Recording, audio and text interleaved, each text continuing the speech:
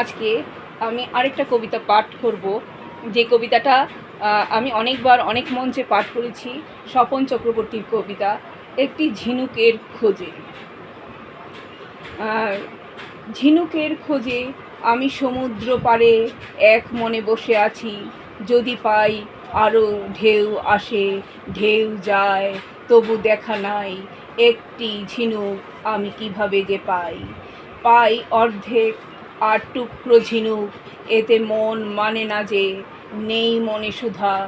ঢেউ আসে, ঢেউ যায়, বেলা বয়ে যায়, আর কতকাল আমি খুঁজবো হেতায়।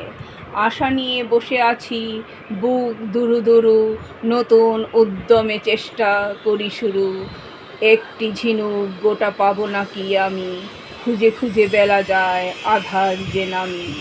ফিরে আসি ঘর পানে, বিষণ্ণ মন, শ্রান্ত ক্লান্ত দেহে ভাবি অনুক্ষণ, আবার খুঁজবো আমি, ছাড়ছি না হাল।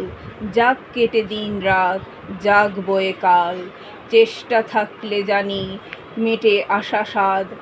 এই রাতে রব আমি, নেই অবসাদ, আবার ঝিনুক খোঁজা চলে দিন রাত। অবশেষে ঝিনুক আমি পেলাম হাতে, মনের মতন গোটা পেলাম ঝিনুক। পুরনো মনের স্বাদ মিটল যে সুখ। ঝিনুকের মতো যদি করো অন্বেষণ, তবেই ইষ্টদেব পাবে দর্শন। প্রভু দর্শনে তুমি পাবে মহাসুখ, চিন্তা লাঘব হবে, থাকবে না দুঃখ। খুব সুন্দর কবিতা এবং মেসেজ দেওয়া কবিতা স্বপন চক্রবর্তীর। ওনার অন্যান্য কবিতাও আমার খুব ভালো লাগে, এই কবিতাটা বেশি আমাকে আকর্ষণ করেছে, খুব ভালো লেগেছে। ঝিনুকের সন্ধানে উনি এখনও থাকবেন এবং শেষ দিন পর্যন্ত উনি ঝিনুকের খোঁজ করে যাবেন, একটা গোটা ঝিনুকের খোঁজ উনি করে যাবেন।